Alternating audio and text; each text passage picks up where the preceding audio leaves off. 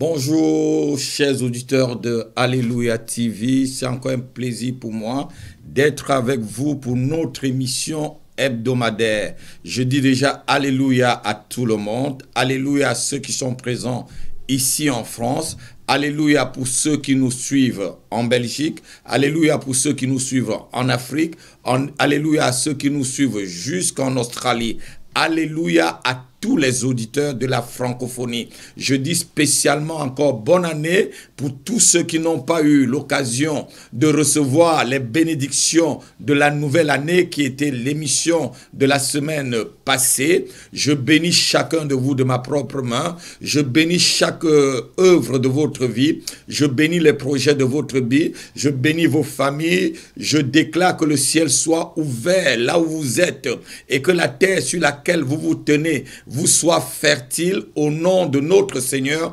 Jésus-Christ. Je dis encore Alléluia spécialement à ceux qui sont à Kinshasa, Alléluia à ceux qui sont à Brazzaville, Alléluia à ceux qui sont au Cameroun, Alléluia à ceux qui sont en Inde, au Pakistan où les chrétiens sont persécutés, nous ne vous oublions pas. Je dis Alléluia à toute la francophonie et Alléluia aussi à tous les enfants du Seigneur, à tous les enfants de lumière. Je bénis chacun de vous. Avant de commencer l'émission de cet après-midi, si vous n'êtes pas abonné, abonnez-vous en cliquant seulement sur abonner et sur la petite clochette. Et quand les émissions comme celle-ci seront en cours, vous recevrez directement la lettre pour être à la page avec Alléluia TV. Et si vous êtes déjà abonné, demandez à vos amis tout autour de vous abonner. Votre abonnement, pardon, c'est votre offrande pour cette nouvelle chaîne. Nous attaquons déjà le 4e mois de cette chaîne. Que Dieu vous bénisse. Que Dieu vous bénisse pour votre fidélité. Que Dieu vous bénisse pour vos prières. Car cette chaîne est faite pour toute la francophonie, pour amener Jésus-Christ dans toutes les maisons, dans toutes les rues de la francophonie, là où nous ne pouvons pas arriver, ces ondes peuvent arriver. Là où nous ne pouvons pas étendre notre main, par ces ondes, nous pouvons arriver par nos mains à prier pour quelqu'un qui se trouve quelque part où nous ne savons pas dans la francophonie, à travers son téléphone portable, à travers son ordinateur, à travers une tablette numérique, nous pouvons passer la parole de Dieu. Je dis encore Alléluia à chacun. Et cet après-midi, nous allons voir très rapidement comment vaincre les lois établies contre nous.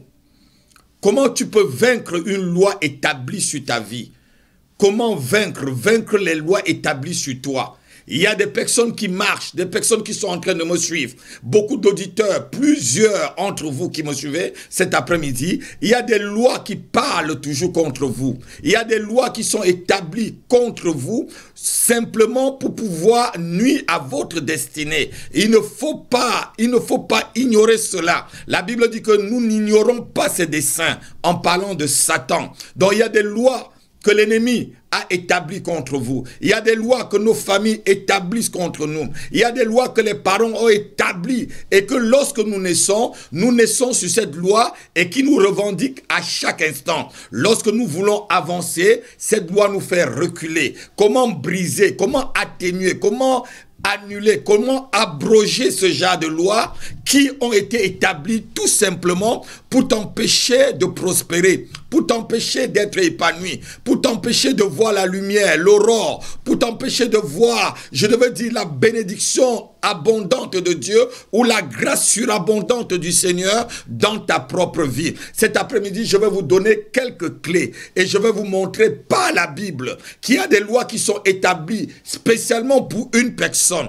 Donc, ce n'est pas la loi qui parle. Ça peut être au sein d'une famille et tu es la seule fille qui qui a été vendue comme celle qui doit travailler pour pouvoir nourrir toute la famille et que tu ne pourras jamais te marier parce que la loi a été établie que tu es marié à la famille. Tu es marié peut-être au grand-père, tu es marié à un oncle, dont plus personne ne te mariera. Et il y a des lois établies ainsi. Il y a des lois établies dans les familles.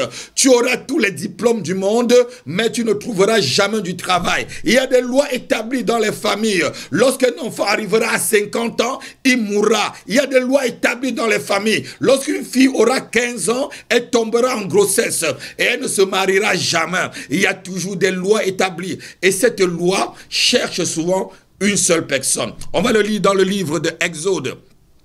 Exode chapitre 1, nous allons voir qu'il y a eu une loi qui a été établie. Et cette loi-là cherchait une seule personne, Moïse. Moïse.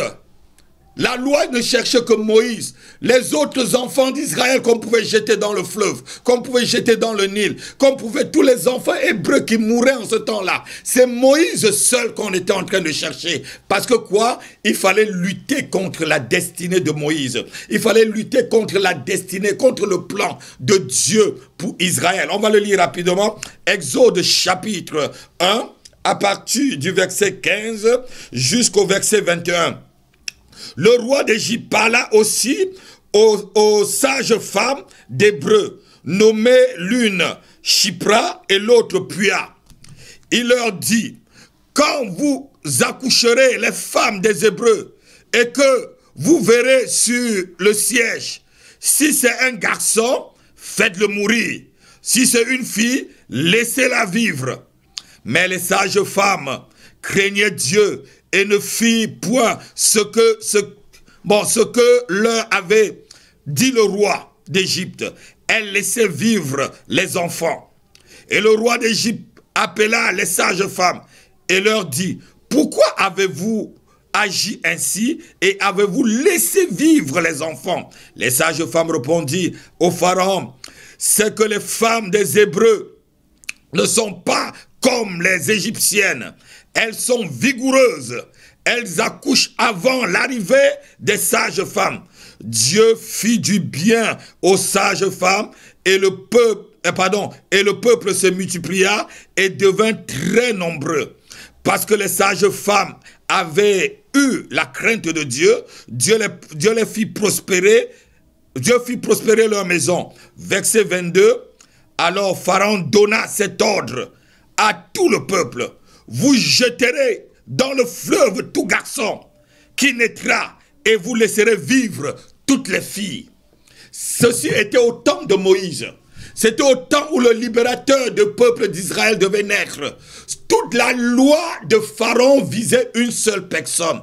Toutes ces lois visaient Moïse et Moïse seul. Et comme je vous dis cet après-midi, il y a des gens qui me suivent. Vous me suivez, mais il y a une loi qui ne vise que ta vie. Il y a une loi qui vise ton élévation. Il y a une loi qu'on a établie. Et si tu ne brises pas cette loi, tu resteras tel que tu es. Cette loi était que Moïse devait mourir.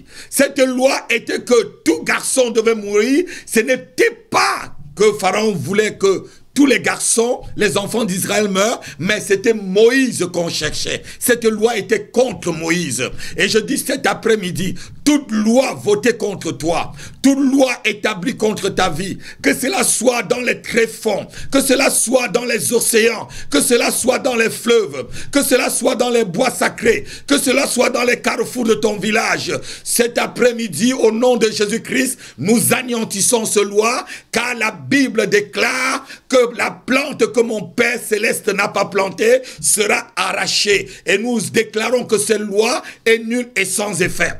Nous allons lire encore une autre histoire. C'est l'histoire de Daniel avec ses amis. Les amis de Daniel, ceux avec qui Daniel travaillait, ils ont trouvé que Daniel était tellement intelligent et qu'il n'y avait rien qui pouvait empêcher à Daniel d'être leur chef, de prospérer, d'aller de gloire en gloire. Et ils sont partis voir le roi Darius. Ils ont dit au roi Darius, ô roi, vis éternellement. Mais il faut qu'il y ait quelque chose. Il faut que tu dises, que tu donnes une loi dans cette nation. Que toute personne pendant 30 jours qui priera un autre Dieu que ton Dieu, que celui-là soit jeté dans la fosse au lion. On va le lire rapidement dans le livre de Daniel, Daniel chapitre 6, versets 4 à 8. Et cette loi ne visait autre personne que Daniel.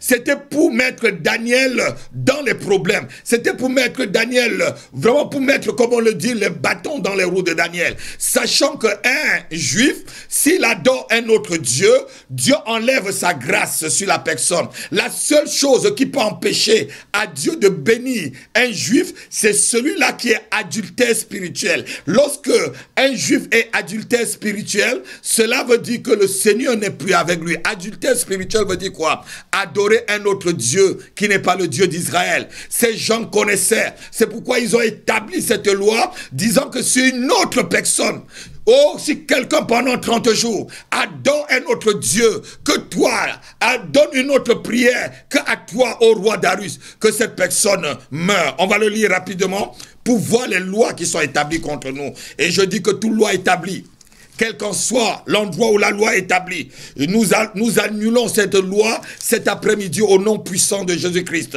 Daniel chapitre 6, versets 4 à 8. Alors, les chefs et les sadraques cherchèrent une occasion d'accuser Daniel en ce qui concerne les affaires du royaume. Mais ils ne purent trouver aucune occasion ni aucune chose à reprendre parce qu'il était fidèle et qu'on n'apercevait chez lui ni faute ni rien de mauvais. Et les hommes disent, nous ne trouvons aucune occasion contre Daniel, à moins que nous n'en trouvons dans la loi de son Dieu. Donc, trouvons une loi qui va t'empêcher d'adorer ton Dieu. Et le verset 6 qui continue, puis les chefs et les sadraques se rendirent tumultueusement auprès du roi et lui parlaient ainsi. Roi Darius, vis éternellement. Tous les chefs du royaume, les intendants, les sadraques, les conseillers, les gouverneurs sont d'avis qu'il soit publié un édit royal afin de défendre sévère portant que quiconque dans l'espace de 30 jours adresse une prière à quelque Dieu ou quelques hommes, excepté toi, ô roi, sera jeté dans la fosse au lion. Verset 8. Maintenant, ô roi, confirme la défense et écris le décret afin qu'il soit irrévocable selon la loi des Mèdes et des Perses qui est immuable. Oh, Jésus-Christ de Nazareth. Voilà une loi tout simplement pour empêcher un enfant de Dieu de persévérer dans la prière. Voilà une loi pour empêcher un enfant de Dieu de prospérer. Voilà une loi qu'on vote. C'est des hommes qui ont voté. Ce n'est pas Dieu qui a voté. C'est des hommes. Je dis que toute loi qui est votée sur ta vie, que ce soit dans les couvents, les tréfonds de l'enfer, que cette loi soit annulée cet après-midi au nom de Jésus-Christ de Nazareth. Car la Bible déclare que le sang de Jésus-Christ a vaincu Satan et toute sa cohorte. Toute loi établie par des hommes contre toi, cet après-midi, au son de ma voix, que cette loi soit abrogée. Toute loi établie contre ton mariage, au son de ma voix, que cette loi soit abrogée. Toute loi établie contre ton élévation, ta prospérité, ta santé, au son de ma voix, en tant que prophète de l'Éternel, si je suis prophète de Dieu, que cette loi soit abrogée sur ta vie. Si tu me donnes un alléluia, tu reçois maintenant ta délivrance. Oh, je veux voir des alléluia. Donc, dans toute cette histoire, les lois de Mèdes et des Perses, c'est les lois des aïeux. Il y a des gens qui vivent dans une famille et tu ne sais pas pourquoi tu n'avances pas. Parce que les arrière-grands-parents ont établi des lois, des coutumes, où toi-même tu viens défendre ces coutumes, alors que tu ne sais pas quelle entité est derrière ces coutumes? Quel démon est derrière ces coutumes? Pourquoi ils ont fait ces coutumes? Tu n'étais pas là et qu'aujourd'hui, ces coutumes te suivent, toi et tes enfants. C'est des lois établies. Tu n'étais pas là et je déclare cet après-midi que tu sortes de cette loi, que ta famille sorte de cette loi. La loi de la régression, la loi de la limitation, la loi qui te fait toujours échouer dans tout ce que tu entreprends, que cette loi soit brisée, que cette loi soit anéantie, que cette loi soit abrogée, que cette loi soit effacée sur ta vie cet après-midi au nom puissant de Jésus-Christ de Nazareth. Nous allons terminer par une autre histoire. Ceci concerne toujours une loi établie sur quelqu'un, sur le Seigneur Jésus-Christ lui-même. Lorsque Jésus-Christ est venu et que Hérode a compris que c'était le roi d'Israël qui arrivait et qu'il y avait une étoile, une grande étoile sur la vie de Jésus-Christ, il a voulu le tuer. Et les mages, la Bible dit que les mages ont été avertis divinement de ne pas retourner et d'informer Hérode où se trouvait l'enfant Jésus. Écoutez ce que Hérode doit faire. Il vote une loi pour que tous les enfants de 2 ans et plus soient tués. Et cette loi ne cherchait que Jésus-Christ de Nazareth. On va le lire rapidement. Matthieu chapitre 2 verset 16. Cette loi ne cherche qu'une seule personne. Il y a des lois qui ne cherchent que toi seul. Au sein de la famille, cette loi ne tombe que sur toi. Au sein de toute ta famille, les autres prospèrent, mais cette loi a été votée seulement pour toi, pour te bloquer et que les autres membres de la famille avancent, pour que toi, tu sois en quelque sorte le sacrifié de la famille, les autres avancent et toi, tu n'avances pas parce que cette loi a été établie pour toi. Si c'est ton cas ce soir, par cette chaîne de Alléluia TV et par la bouche autorisée de Dieu que je suis, je casse cette loi sur ta vie, je brise cette loi sur tes enfants, je brise cette loi sur ton mariage, je brise cette loi sur ta santé, je brise cette loi sur tes finances, je brise cette loi sur ton ministère, au nom puissant de Jésus-Christ de Nazareth. Comment vaincre les lois établies contre toi? Matthieu chapitre 2, on va lire à partir du verset 16 et vous allez écouter la parole de Dieu. Hérode, voyant qu'il avait été joué par les mages, se mit dans une grande colère et envoya tuer tous les enfants de 2 ans au-dessus qui étaient à Bethléem et dans tout le territoire, selon la date qu'il s'était soigneusement enquis auprès des mages. Tous les autres enfants qui sont morts ce jour en Israël à Bethléem, c'était une seule personne qu'on cherchait. Les flèches, tout ce qu'on a fait, le massacre de ces enfants, c'était Jésus-Christ. Cette loi a été votée seulement pour anéantir la venue de Christ, pour anéantir l'épanouissement de Jésus-Christ. Mais cette loi n'a pas marché. Nous voyons que sur Moïse, ça n'a pas marché. Nous voyons que sur Daniel et ses amis, ça n'a pas marché. Nous voyons que sur Jésus-Christ de Nazareth, cette loi ne marche pas. Toute loi que les hommes ont votée contre toi, toutes les lois que les hommes ont établies contre ta vie, je déclare que ça ne marchera pas. Oh non, je ne vois pas les alléluia. Si tu dis alléluia, ceci est ta portion pendant cette année 2020. Je dis toute loi que les hommes ont votée contre toi, quelle que soit la loi qu'on a votée contre ta vie, contre ta santé, contre ton mariage, contre tes finances, contre ton ministère, contre ta vie spirituelle ou ta vie physique, contre tes relations, contre ton avancement, contre ta prospérité, je dis que les lois des hommes, les complots des hommes ne marcheront pas contre toi, car ça n'a jamais marché. Celui dont l'Éternel tient entre les mains, qui peut libérer entre les mains de l'Éternel? Je déclare que ta vie est entre les mains de l'Éternel. Je déclare comme David pouvait dire, ma destinée est entre les mains de Dieu. Que ta destinée soit entre les mains de l'Éternel cet après-midi. Et la seule façon où nous pouvons nous libérer de cette loi, la première chose, c'est de donner sa vie à Jésus-Christ de Nazareth. afin d'être une nouvelle créature. Si cet après-midi, après ce message, tu n'as pas encore donné ta vie à Jésus-Christ de Nazareth, cela veut dire que ces lois sont encore établies sur ta vie. Parce que Christ est la fin de toute malédiction. La Bible dit qu'il est la fin de toute malédiction. Dans le livre de Colossiens chapitre 2, à partir du verset 13, oui, il est la fin. Il a pris nos malédictions et il a effacé les ordonnances dont les actes nous condamnaient. Donc toutes les lois qui te condamnaient, en Jésus-Christ, cela est effacé. La Bible dit qu'il a effacé, dans le livre de Colossiens, chapitre 2, à partir du verset 13 jusqu'à 14, il a effacé les actes dont les ordonnances te condamnaient. Ces actes-là, ce sont les lois de ta famille, les lois de la stérilité, les lois de la limitation, les lois du divorce, les lois de la pauvreté, les lois de la régression, du rejet, les lois du non-avancement, les lois de l'envoûtement, les lois du célibat. C'est toutes ces lois que Jésus-Christ a abrogées et que Jésus-Christ a tout effacé. Si tu me donnes un alléluia, je dis que cela soit ta portion.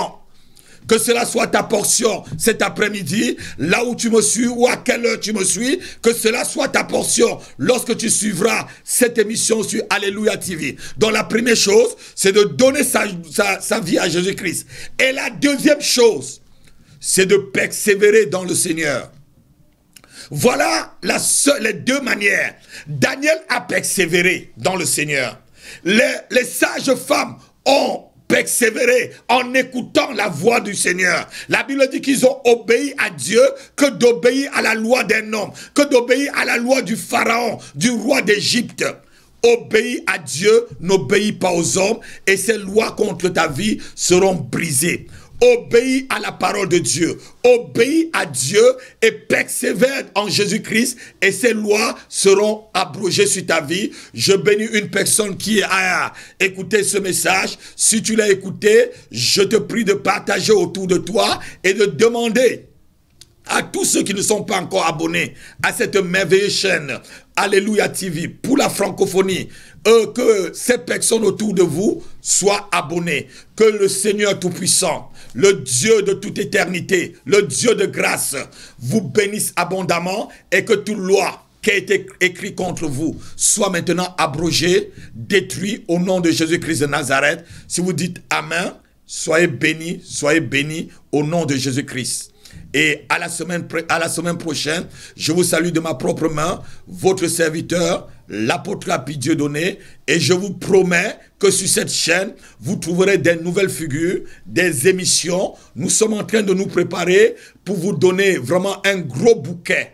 Abonnez-vous parce que vous serez nourris abondamment par d'autres serviteurs, pas des émissions que nous allons faire sur cette chaîne, pas des débats, pas des moments de louange, pas des moments d'adoration, pas des moments, je devais dire, de prière et même de délivrance en direct sur cette chaîne. Soyez bénis dans les églises. Si vous suivez, demandez aux membres de vos églises de s'abonner et de rester dans votre église. Nous vous demandons seulement d'être des abonnés de la chaîne. Que Dieu vous bénisse. Et je vous salue encore de ma propre main. À la semaine prochaine et à la même heure sur Alléluia TV. Merci.